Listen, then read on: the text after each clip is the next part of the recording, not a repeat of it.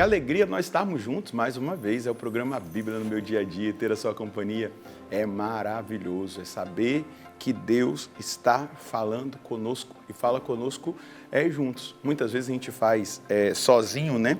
O nosso estudo bíblico, mas aqui é a oportunidade de nós fazermos juntos, fazermos essa leitura sequenciada a partir da inspiração do nosso querido pai fundador e saudoso, Padre Jonas Habib, no seu livro A Bíblia no meu dia a dia. Então, estamos nessa sequência, terminamos Josué, agora estamos no livro dos Juízes e Deus tem falado muito conosco.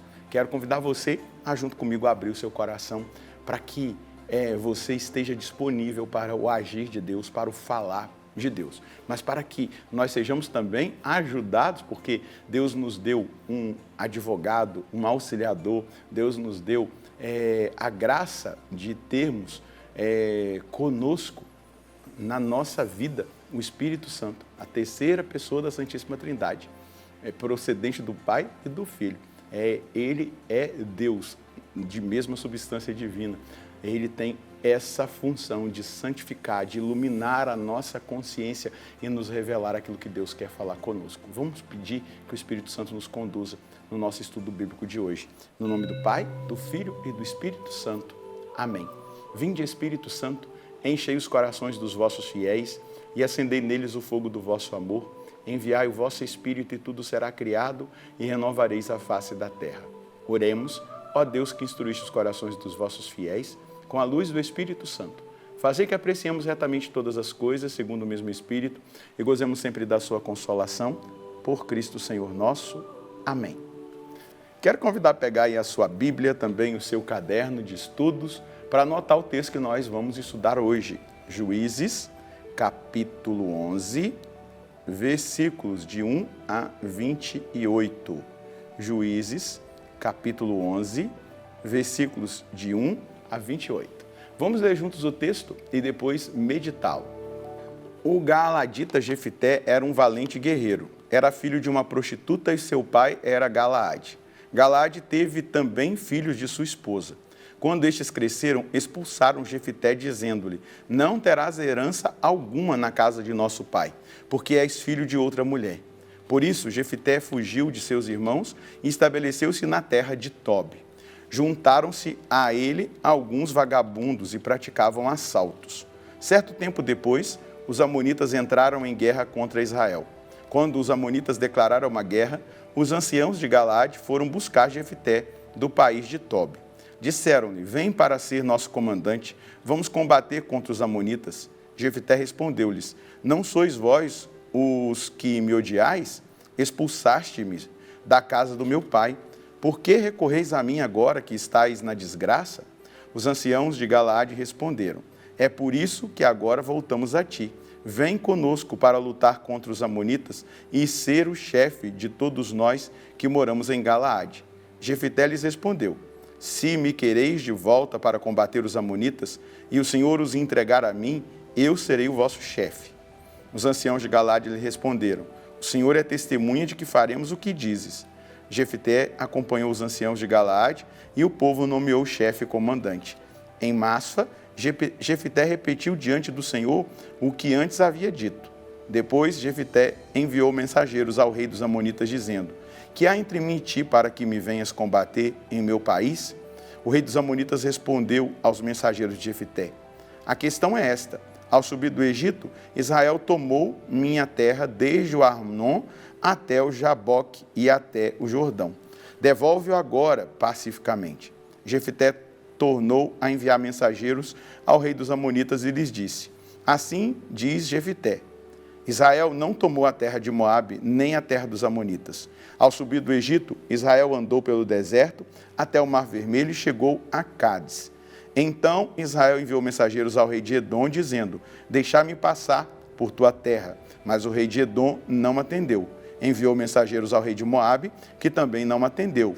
Por isso, Israel permaneceu em Cádiz. Depois, caminhando pelo deserto, os israelitas contornaram a terra de Edom e a terra de Moabe. Chegando ao oriente da terra de Moabe, acamparam do outro lado do Arnon, sem entrar no território de Moabe, pois Arnon é a fronteira de Moabe.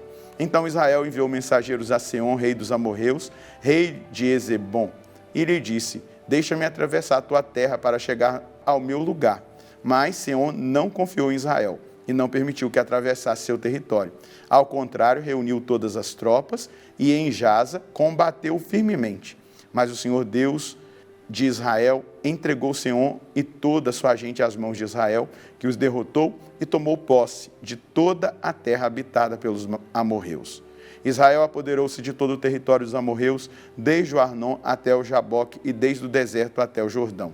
E agora que o Senhor, Deus de Israel, expulsou os amorreus diante de Israel, seu povo, tu queres nos expulsar? Não basta possuíres o que Camus, teu Deus, te legou? O que o Senhor nosso Deus nos legou é nossa propriedade. Serás melhor para Baal, filho de Sefor, rei de Moabe? Reivindicou ele algum direito de Israel? Ou entrou ele em guerra? Durante 300 anos Israel ocupou Hesbom e suas aldeias, Aroé e suas aldeias, bem como todas as cidades que estão nas margens do Arnon. Por que não tentaste recuperá-la durante esse tempo? Não cometi, pois, nenhuma falta contra ti. És tu que ages mal comigo, declarando-me a guerra. O Senhor é quem julga. Julgue ele hoje entre os israelitas e os amonitas. Mas o rei dos amonitas não deu ouvidos à mensagem que Jefité lhe enviou. Vamos lá, existe uma mensagem muito preciosa aqui nesse texto. Jefité, o rejeitado que Deus levanta. Deus levantou Jefité, aquele que foi rejeitado pelos seus irmãos. Por quê? Ele foi ferido pela rejeição porque ele era filho de uma prostituta. E Deus ali permite até mesmo essa ferida da rejeição, porque Deus tinha um projeto. Deus queria levantá-lo. Era Deus que iria cumprir o propósito redentor através da vida de Jefité. Não era por obra humana. E qual é o nome? O que significa o nome Jefité? Aquele que abre, ou seja, Deus abrirá. Deus abrirá. Deus abrirá o caminho por meio dele. Deus se utilizará dele, mesmo sendo rejeitado, mesmo sendo desprezado. Vamos lembrar o que o apóstolo Paulo vai dizer. Deus escolhe os fracos para confundir os fortes. Nós vamos perceber aqui que ele havia se unido a esses vadios, assaltantes, mas diante daquela situação, ele estava ali cometendo assaltos. É interessante que muitas vezes Deus, ele se utiliza dos rejeitados que vão formar exércitos santos, pessoas santas. Então, os mesmos que o rejeitaram, agora suplicam para que ele venha em socorro. A dor da rejeição, meus irmãos. Eu não sei se você já viveu essa realidade. A dor da rejeição, ela acaba sendo a superação. Na verdade, aqueles que superam a rejeição são levantados numa missão maior. Deus permite algo ruim para gerar algo muito bom. E a gente não pode perder a visão espiritual. O rejeitado se torna aqui, aquele que recebe uma missão maior de Deus, de ser ali o Redentor, Aquele que é negado pelos homens é acolhido por Deus, é despertado, é levantado por Deus. Então, se você viveu alguma realidade de rejeição, de desprezo na sua história, pega isso como um material inflamável para te fazer um homem forte, uma mulher forte, e não se deixar dominar pela fraqueza de caráter, de personalidade, mas pegar essa rejeição e em Deus transformá-la em bênção, em graça. E nós vemos aqui a sabedoria. Em primeiro lugar, ao invés de usar a espada, Jefité, ele usa a diplomacia. Ele usa 3 argumentos com os amorreus, amonitas ali. Israel, primeiro argumento, tomou posse da terra por ter sido atacado. Então ele vai mostrar que é um direito legítimo de guerra defensiva. Ele se defendeu, ele tentou pedir a passagem, não foi dado a oportunidade de assim se estabelecer. Esse é o primeiro argumento. O segundo argumento, que foi Deus que deu a terra a terra é herança de Deus. Nós somos herdeiros dessa terra porque Deus nos deu. E o terceiro argumento é o argumento temporal. Tem 300 anos que nós estamos aqui e vocês nunca questionaram, nunca contestaram. Por que agora estão contestando? Mas mesmo assim, vai terminar, o texto dizendo: o rei dos Amonitas não deu ouvidos à mensagem que Jefité lhe havia enviado. Então, nós vamos perceber no próximo estudo que vai acontecer o conflito, a guerra, porque não foi aceitar a diplomacia, os argumentos não foram aceitos e Jefité vai ter que liderar para a guerra aqueles que ali vão ter que assumir esse posto. Ele vem como redentor, como libertador, rejeitado, o improvável, aquele que Deus levanta. É exatamente assim que Deus faz. Como nós podemos, a partir de todo esse texto que nós lemos, colher para nós aqui uma mensagem preciosa da parte de Deus. Podemos até mesmo ser rejeitados pelos homens, mas nunca por Deus. O Senhor sabe trabalhar as nossas feridas e dores para fazer de nós grandes líderes, à semelhança de Jefté, rejeitado pelos homens, levantado por Deus. Esse deve ser o nosso entendimento diante da nossa história, que traz coisas muito boas, mas também experiências de sofrimento, dores e rejeição. A nós cabe a docilidade e o abandono total nas mãos do Deus que nos cura e quer usar de nós na vida de tantas pessoas.